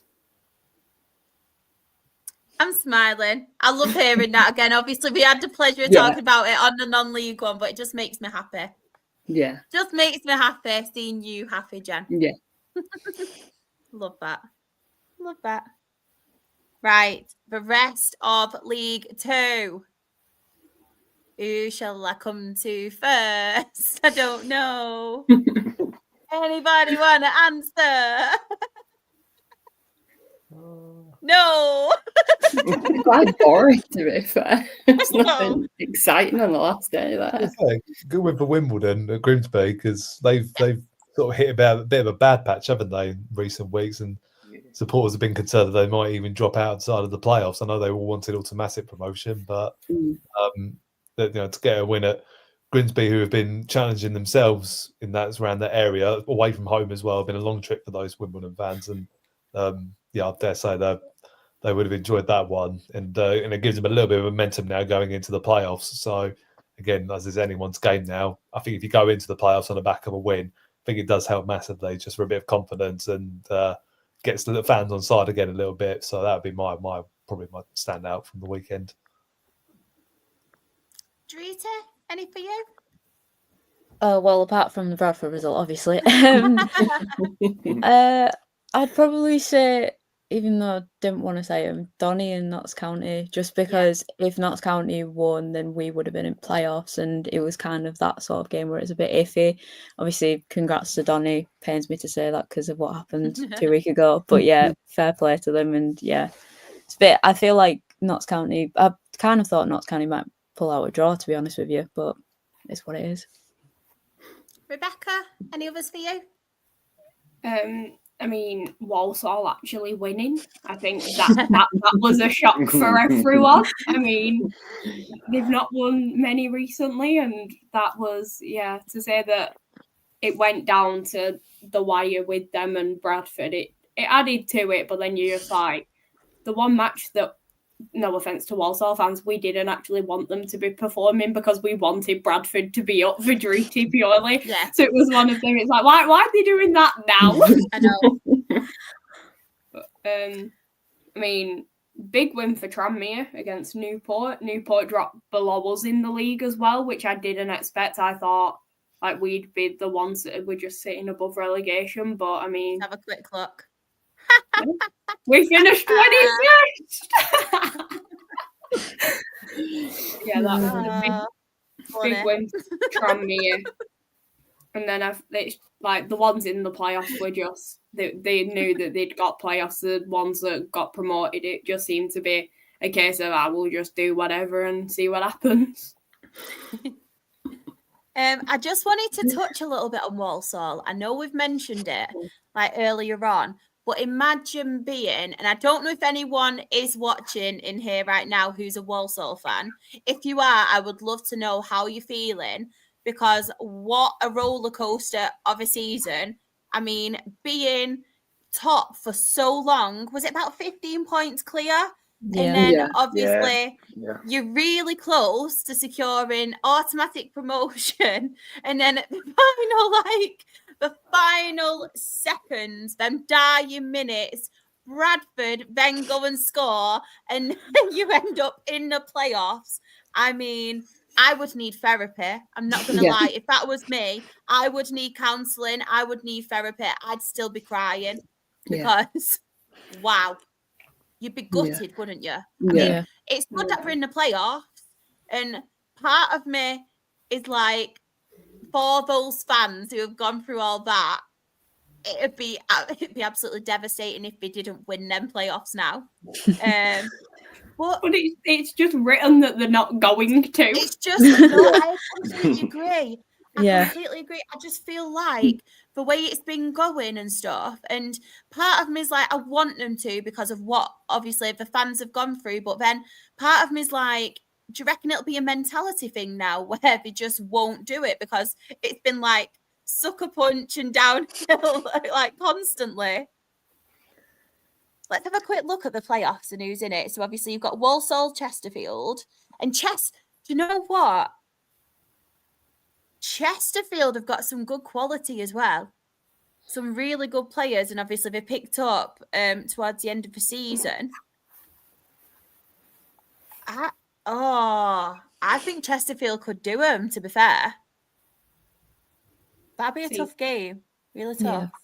I purely don't want Chesterfield just because they nicked our corner flags. Like, I'm just that bitter of our corner flags. So apologies to Chesterfield, but I think for that one I'd have to go Walsall. What I'll do, I'll quickly read out the table now, and then we will talk about playoffs. So, top of the table and champions, we have Doncaster on 84 points. Port Vale have been promoted as second on 80 points.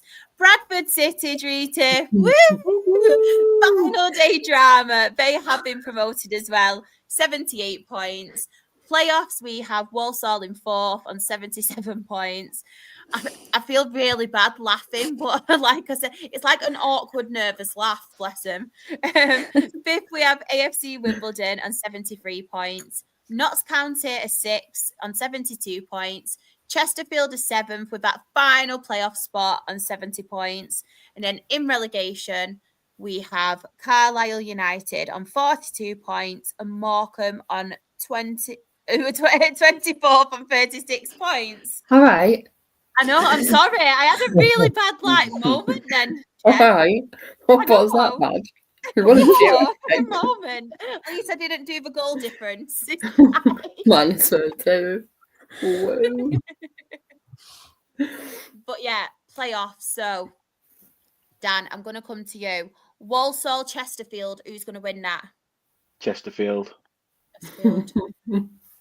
Hands down. Jen, Yeah, Chesterfield. Rebecca. I'm purely just going to say Walsall because I want my corner flags back. Give it my corner. Treaty. I see. I would have said a while ago Walsall, but I think Chesterfield going into this, they've got that momentum, and I think that's going to help them massively. I just don't think Walsall are in the right mentality, and obviously, like you said, they're obviously preparing to be celebrating everything, and then obviously we ruined the party, of course. But yeah, I just don't think they're going to be mentally like prepared for it because they'll just be so deflated from Saturday. So yeah, Chesterfield, I think. Ben. I'm going to be the controversial one. I'm going to go with Walsall. Now, You have they Is sold? that corner flags as well? Well, no, I don't think it's down to club. It could be partly down to that if you like. I don't know. I think have they sold out their ground for that game? I think they have. So I mean, they have, yeah. They get a big following behind it. I think they can put it off. I think, to be fair, Chesterfield will certainly give a good account of themselves. I don't know. Maybe just in this one-off game now, Walsall will now know it's on the line for them now. It's now or never, and their players know they've got to turn up. So I would back them. And obviously, and my main thing is I want Levi Manchu to win the playoffs after, he's a legend. Even though we had him for about 4 or 5 months, he's a legend. So, I'll pick Walsall. I mentioned before, but yeah, I reckon Chesterfield will win that one. AFC Wimbledon, Notts County. I think this is a really, really tough one, to be fair, but I'm actually going to go for AFC Wimbledon. I am. What about you, Dan? Yeah, I'm with you. The Dons to do it. Jen? Yeah, I agree with you too as well. Rebecca? I'm going to be controversial here. I'm going for Notts County. The talent that they have in their side. You And do. I am biased because they've got Charlie Whittaker, so that's another reason, but Notts County. Treaty? Yeah, I'm being controversial as well. I'm going Notts County. I think McGoldrick, Jatta, see they've got Matty Platt who used to play for us as well. Yeah, I think Notts County. I have a feeling, yeah. Ben? Notts County. I think I think they've proven themselves, and obviously a few of their players were involved in their last playoff campaign when they obviously beat Chesterfield in the final. So I think a few of them could probably, pass on some of that experience onto sort of the newer players and everything. They might just give them instead, because I know we'll probably get to it, but they're going to be my team. I reckon back to win the playoffs. Personally, I think they're going to be the ones. I just think they've got so much talent in that squad, and the way they play as well. It's really good to watch. They've always been like that, to be honest, in the last 2 or 3 years. So yeah, that would be my bet. You've just answered my question now because I was going to ask who you think is going to win it overall. So we've already got yours, Ben. We'll go this way now. Treaty, who are you going to go for? Oh, I don't know. I don't know. I know I said Notts County, but then Chesterfield's obviously another like Yorkshire side, so I kind of want them to come up as well because it won't be too bad. I don't know. I don't know. That's a bit difficult for me. I don't know. Yeah, I'm sitting on the fence with this one, yeah. Rebecca? Notts County. Charlie Whittaker in League One. Yeah, that's what I want. Jen? I'm going to go with Chesterfield. I think Chesterfield are going to do it. Dan? FC Wimbledon. Mine's Chesterfield as well. I reckon Chesterfield are going to win the playoffs. Yeah. They're mine. Even split that. After all this, it'll be Walsall. Yeah. Do you know what they're going to do? Do you know what they're going to do, Rebecca? As they win it, they're going to have that corner flags all celebrating with you. Using like crutches.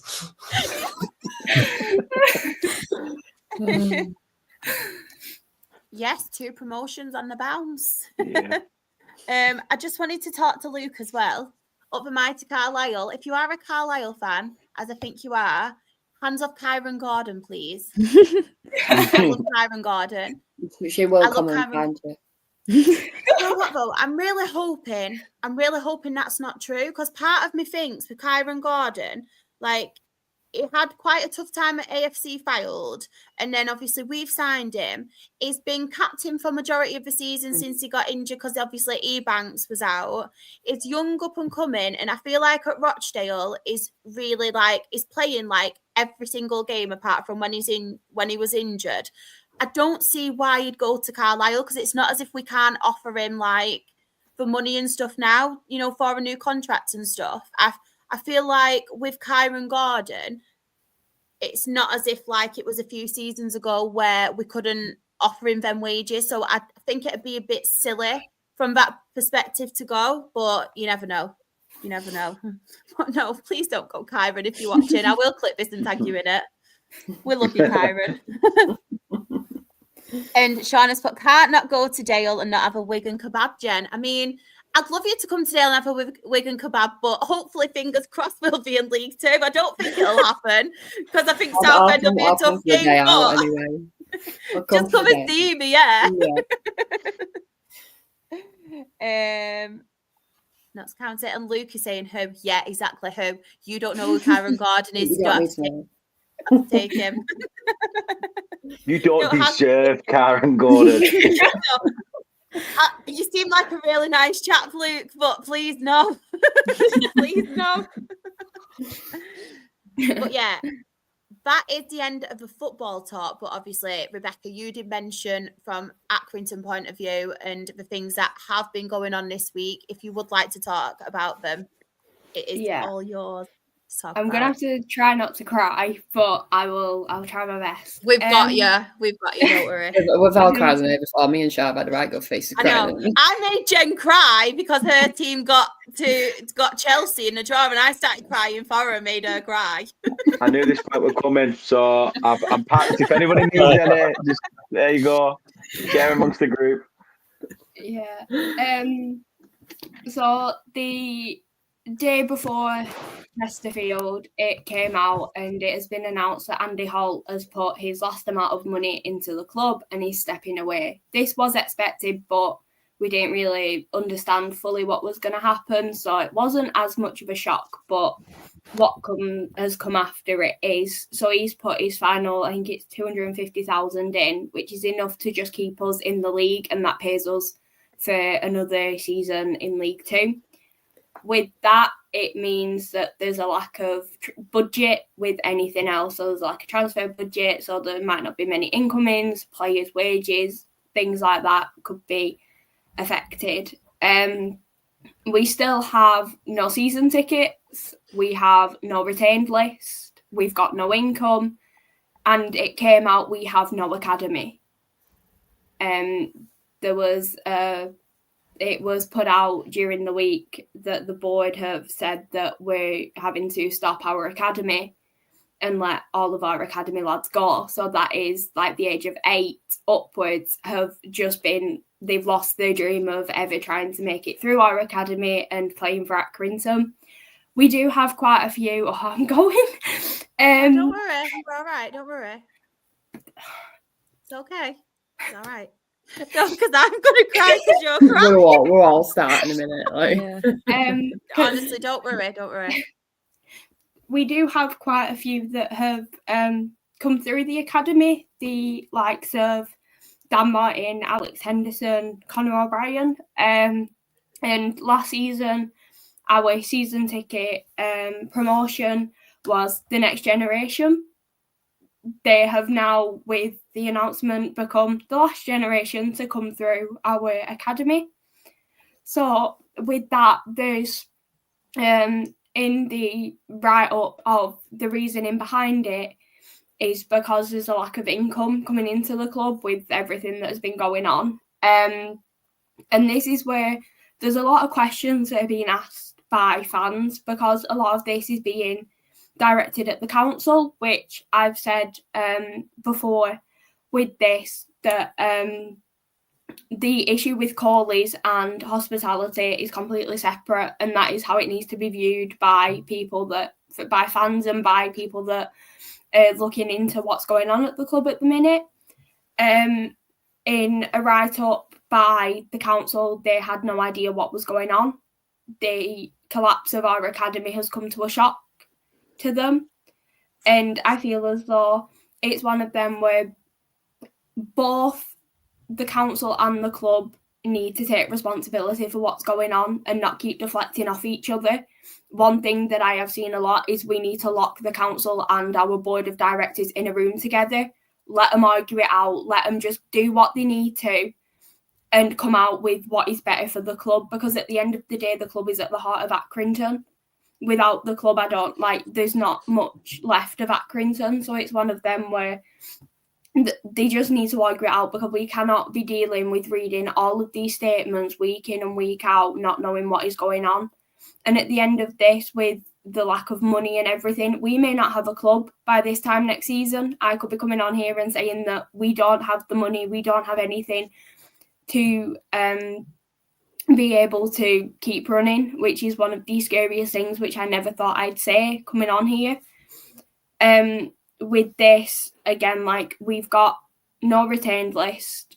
So the amount of academy lads' names that could be on there that are being released is absolutely heartbreaking. We have a very strong upcoming talent of quite a few lads in terms of, we've got Angelo Papula, who's a striker. He played on Saturday. We had Josh Smith as well. So we do have quite a lot.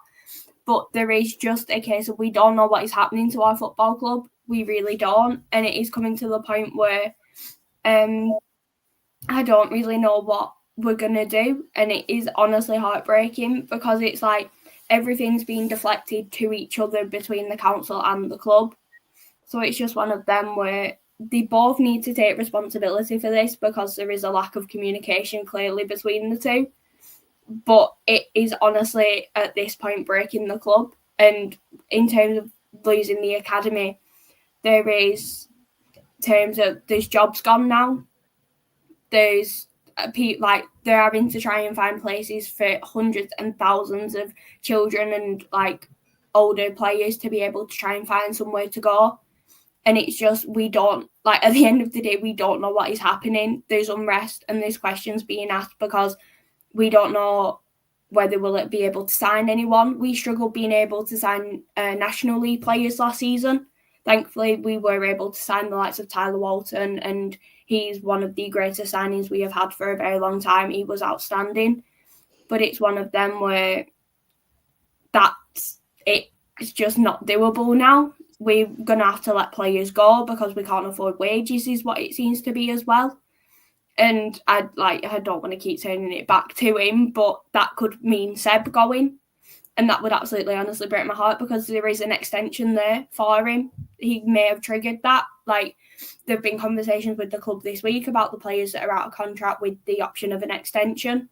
All of them players may not receive one because of the current situation and because of currently what's going on. So depending on that, we could end up losing half of a squad as well, not being able to rebuild. And League Two's a hard enough league to try and get be in and stay in. We've seen this season. We struggled with what we were able to do. And it's you've seen it with Morecambe as well. And it's what they've been through, and all rivalries aside, you look at it and it is horrendous.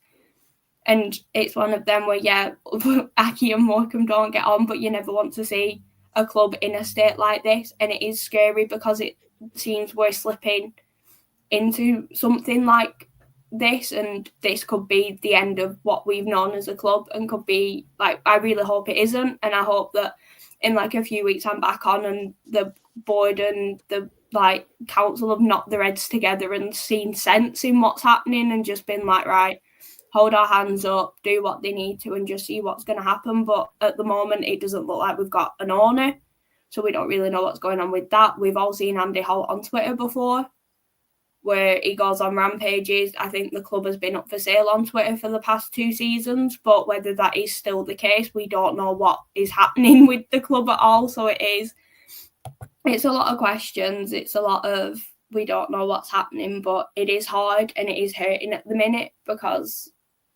you're meant to be looking forward to the start of the season. We don't even have a start of the season. We don't have anything like that happening. And it's we've joked about the season tickets not being released, because we're we're going to wait and see what league we're in. that's been and done. Like, we were safe after Walsall. They've had time to be able to sort this, and they've had time to be able to get this out. Then it's also a case of the price increase. Are they scared to announce them because of that? Because they're trying to generate as much money back into the club with the lack of Crawleys and hospitality being open on like weekdays and things like that. So it's one of them where we don't know what's happening. We don't know what's happening with players. We don't know when anything's going to be announced. So it is just a waiting game, but it is scary, and I don't want anything like what we've seen in the past to happen to Aki, because we are a well-established club. We are a very good club, and it is an exciting time ahead, especially for me, with like news that will be coming out over the summer with a little Hey Game 2 thing. So it's scary, and I'm very sorry for toning down the podcast. Like, it's been quite fun, but don't be sorry. It's what it's here for. Do not apologise. Just trying to like shine a light on the issues that we're facing, and then it's just one of them where people can see that even with everything that's happening, there are clubs that struggle, and it is hell for fans, and like it'll be something that we have to look at over the next few weeks. But I don't even know at this point. I think I've hit the point of the only thing I can say is I don't know. I just want to give you a hug. And a hug. Woo! That's the best I can do. No, but please never, ever be sorry for using this platform to say whatever you need to say, because this is what it's here for. We are all here to support, to spread the message, so do not apologise, girl. We will get the corner flags back as well. It's like, we will get the corner flags back from Chesterfield fans. I've got some on Twitter that follow me. We will get the word out. But, it's even little things like that. It's like, as funny as it is, it's like we've got financial issues. We need them back. Yeah, like, we can't be using the money that we need to keep us in the league to try and get new corner flags. But please never be sorry for getting upset. We've all done it. I've done it so many times. So many times. But yeah, I agree with Sean. It's also the fact that there's a certain generation of Accrington fans that would have remembered when I think the club went back under years ago, wasn't it? They've had to rebuild their way back up the leagues. And so obviously for younger supporters, this is obviously a new and obviously horrible experience as well. But like that's the thing, you'd think from back then, even then, they would have learned lessons or something like that. But it's horrible for any club, especially like I say, when you've got a bunch of young kids that aspire to be a footballer, especially in that part of the country as well, where it's it's hard to find pro clubs to play for. And Accrington have always shown that they've put trust in their youth. They have over the years, and to see that now dream just being shattered just like that, it's absolutely criminal, to be honest. And and that's the thing. Your heart goes out to the fans and those young players and that they're now are sort of stuck in a predicament. Because that's the thing.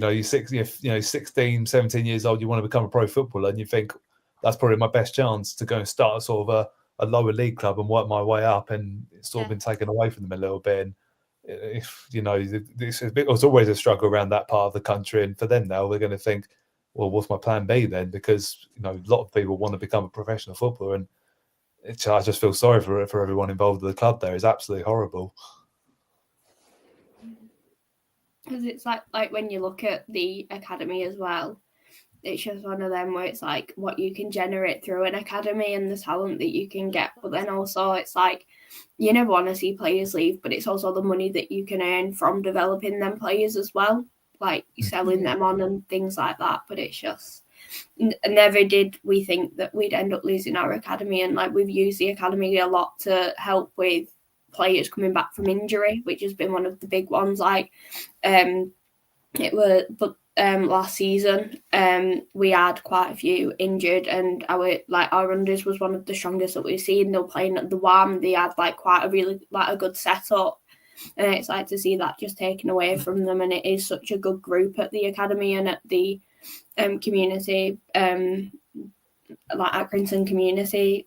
college bit. It's just, it's hard at the minute, but hopefully we can see something change. And it's like, in terms of there is chance for a change, but it could be too late for all of these players because they will have found somewhere else, hopefully, and they will be able to try and get somewhere else. And it's like, with us announcing that this week, they're now gone. So if we're able to get an academy back when everything is sorted out together with the club and the council and whatever else is happening behind the scenes, we could then get an academy back and just not have one because they're all gone at the end of it, and you can't blame them for going because you can't just wait around. Yeah, we've had a few that got released and instantly, like the next day they was at another club training. Like, it's so fast, and especially like someone that looks after the young ones, for them I think it's even harder because obviously you get very attached to the academy boys, and I know ours has been going here, there and everywhere with our academy lads that have been released to get them into a new team. So I think it's definitely going to hit the players hard, but I think it hits the staff hard as well. Yeah, definitely. We're here for you anyway, Rebecca. Thank you. Anything you need us to do, let us know. Thank you. Anything. Go and bash on the doors of Harburn Council and tell them to fucking up the I'll game. do that. I'll do that. I think it's got to be hard for Bex as well, though, because, like I say, you're stuck between a rock and a hard place. You've got Harburn saying one thing, you've got your chairman saying one thing, and you want to believe one or the other, and it's just a game now, and it shouldn't be. Harburn Council haven't really left themselves in a good place with the situation of listening to 4 minority people to shut a function down that brought money and put it back into the community. I get what Bex is saying about these kids of, the future of Accrington and things like that. But it's not just that; it's also a safe space for these kids today. You can't trust your kids to go to the park anymore. You can't trust the kids to go to the end of the gate of your house anymore because the streets are so dangerous, and it takes them away from that. It gives them an environment where they can flourish, and you've just literally ripped their hearts out. Some of them may not even bother pursuing football anymore off the back of this. Some could look at it as a positive and think, right, well, maybe I could get better. But you're going to get the ones that think they're something and the ones that think they're not. And that platform was there for a reason. And it's been great. It's been great. Like we said it last time, didn't we? Just how much people think football clubs are so just independent, and they're not. They're massive in the community. They're massive. They're the heartbeat of towns. And like we said, you said it off air, Shah. Why does it always happen to the northern clubs? It's always the northern teams. Yeah. Always. What do you do differently, Ben? I know. Ben. We need him. I've seen my club leader go under on 2 occasions. That's true. Yeah. It's never not that much different down here. Believe me. I just don't know what it is. I mean, you'd think as well, like in that sort of area of the country as well, you'd think they'd be well backed because, like I say, there's a lot. But because there's probably so many big, obviously you've got Liverpool's and Everton's, obviously not that far, that million miles away and everything like that. And that's the problem, isn't it? You think it's always going right back up to the top, and it's never been filtered down into the bottom. And I think as Dan was just saying, actually, it's a safe space for them. And you worry for some of these young lads because that means they've almost been forced out of football a little bit. And it's like, what direction are they going from here? What path do they go down? Because, like I say, in that sort of area, where things it's hard competitive enough to find employment and everything like that. Trying to get they may well go down the wrong path and end up getting caught out by police or something like that. You just don't know, do you? Because it could generally affect them so emotionally and physically. And again, this is where we've come back to the point of there needs to be help for young players coming out of football or being told that they're not going to be able to make it. And obviously, I know this is sort of a different sort of circumstance, but almost to be told saying, look, we haven't got anything for you here. We can't do it.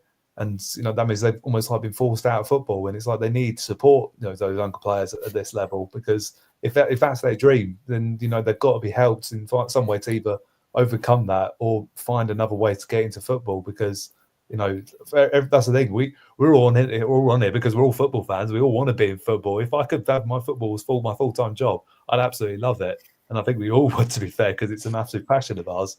And I just hope that you know, for whatever support's out there for those younger players that have been left from, you know, the academy and everything, then that they you know, they get the support. That's what it boils down to at the end of the day. If you had one thing you could say, Bex, sorry, Sharp. If you had one thing you could say, Bex, right now. So this is to Andy Holt. This is to, you know, what would you have to say to him now, knowing full well he's put enough into say just go right next season you can play League Two football, but where do you stand on Andy Holt and what would you say to him? You just got to take the fans into consideration and think of yourself as a fan and what we're currently going through of not knowing what could be happening with our club, and think if that was your son, daughter in that academy, how would you be currently feeling about that? And that is what needs to be thought of, because at the end of the day, like, we see this across all of the footballing pyramid. It's always the fans never get put first, and this time the players who have been released by that academy need to be put first, and so do the fans, because at the end of the day, Accrington Stanley it's a community, it's a family, and it cannot go anywhere, and we need to fight as much as we can to make sure that we are able to keep this club where it belongs in the Football League, and also make sure that we are able to provide for the younger generation and see the future of Stanley actually come through rather than it just be shut down. Couldn't have said it any better. Sort it out. That's all I can say. Sort it out and give fans clarity of what's going on. Because as soon as there can be a little bit of hope, as soon as that retained list is out and we see a few names that have been given the extension, or we see a few names that have been offered a contract, that will help give the fans a bit of hope. Season tickets being out as well. Like, we need to know what's going on, because at the end of the day, it is our club as well. It isn't just yours. Yeah, 100%. Oh, I don't like seeing you upset, Rebecca. It breaks my heart, literally. It honestly breaks my heart. Oh, no, it's fine. I can't even remember what I was saying, so it can't have been that. It can't have been that good. You know me. Well, it's the council as well. You know, like, they have so much to blame, and that's the thing. It seems to happen a lot of clubs. I mean, like as they reiterated, the fact that, you know, my club nearly died. Well, actually, no, it did die because of the council, in my opinion. Because, you know, we sold our ground, albeit, you know, there were other things for our old chairman and everything like that. But the council never backed us to get a new stadium, and that's ultimately why the club suffered. They were playing away at Dartford. They weren't getting crowds in. And, you know, we put in applications time and time again, and they just didn't want to help. And then all of a sudden, when we came back to the town, they all suddenly wanted to be a part of it again. You think, hang on, here, no, you killed our football club. Yeah. And there are supporters of a certain generation that don't forget that. And, you know, that's the thing. If that council let Accrington, you know, stand to go under, they will never be forgiven at all. Even if, like, they, you know, if Accringtons can reincarnate, if they, you know, the worst case scenario, go up through the leagues again, just like, you know, like Wimbledon did. But ultimately, the pain's still going to be there for a generation of supporters, and the council can't afford to let that happen if they want some respect. And especially, we've been such a, you know, well, pretty much the hub of the local community. Like, it needs to be put first, and that's the thing. You know, like, players, fans, staff, everyone involved with the club, that needs to be put first. Because, you know, without Accrington, you know, no one knows where Accrington is in the greatest respect possible without the football club. Let's be honest here. No, it's what established it into making the town of what it is, and the council really just going to let it go like that and not help out. Then, you know, that's the serious questions that have got to be asked to them. They need to look at both sides. The club need to do their bit, the council need to do theirs, and if we can get them working together, then we've got a running club, and we'll be able to figure out what we can do. Because it's like, you get Crawley's back up and running. Like, I know that there's issues with that, with the planning permission and things like that were allegedly, like, not followed, or there's something that circles with that, and that's like one of the issues that we're facing with it. But it's like, work together with the council to try and rectify what happened there. Like, if it's soundproofing or it needs, like, redesigning or something, like, as long as they're working together, we have a football club. But at the moment, with them just like butting heads and just trying to deflect the blame on each other in a sort of way, that's what's going to damage us more. Yeah, 100%. I just want to give you a hug, Rebecca. I really do. Just want to give you a hug. It breaks my heart seeing anyone upset, but especially Rebecca. Last thing on this, sorry. It's like in terms of academy players that have come through at the minute, we've got 2 in contract in terms of Conor O'Brien and Alex Henderson. It's like Dan Martin, he's out of contract. There is the option for an extension, but it could be like we could be seeing an academy lad go. So it's even like hitting harder now that the academy's gone, because like we've seen with they're the last of the like future of Aki in a way. So it's like to see one of them go as well would be like really hard hitting with everything that's happening. But hopefully I'll be back on in a few weeks, happy again, and things will be sorted. We'll have a retained list. Seb will be on an extension and I'll be happy. And you'll have your flags back. Yeah, that's it. Do you know what? I'm actually going to put a tweet out. I might put a tweet out tonight and be like, right, come on, Chesterfield. Back. Please. We've got enough problems going on. Just give them back. I know. But yeah, that's the end of the football chat. That is the end of the football chat. And what a great podcast it's been. I mean, we were supposed to have a Claire. We ended up with Ben. Sorry, I brought it down. Oh, do you know what? I love doing double podcasts. It's good, isn't it? Yeah, it's really double good. podcasting. Yeah. 100%. Ben's thinking, nah. No. Can't wait for you to like go. No. It's like, no, I just want to go to bed. But of course, everybody wants to find you all on all the socials. So Dan, I'll go with you first. Where can everybody find you? At Turf Morehouse. I'll get the hang of this. I'm stood over there. Everything today could have just gone. I should have just gone like that, and then I could have just gone. Like, I'll go like that. Yeah, I remember that one. But yeah, just at Turf Morehouse on social media, wherever, like Shakira said, whenever, wherever. Come on, Chris, why have you done this to me? Oh no! Oh God! We're all Aldershot, that's all I'm saying. I'm joking. Jen, where can everybody find you? So it's Jen Hun _ on Twitter, Instagram, TikTok, all the good ones. I'll be there. I'm just watching the playoffs, to be honest. I'm just having a great time as a neutral fan. This is great. Ben, where can everybody find you? Ben Stones FC1 on Twitter, and unlike Jen, I'm the complete opposite of enjoying the playoffs. It's absolutely painful at the moment. So hopefully there'll be some bits out over the next sort of week or so and build up to our playoff final. So yeah, hopefully check it out. Treaty, where can everybody find you? Thank you so much for coming on as well, by the way. No again. worries at all. I've really enjoyed it. Thank you for having me again. You can find me at Dreety_HGT on Twitter. Probably reposting about 1 billion videos from Saturday and Tuesday because I'm never getting over that. Honestly, I still can't believe it's an absolute dream. And yeah, see you in League One next season then for me. Rebecca, where can everybody find you? And your many things you do as well. Promote them all because we love them.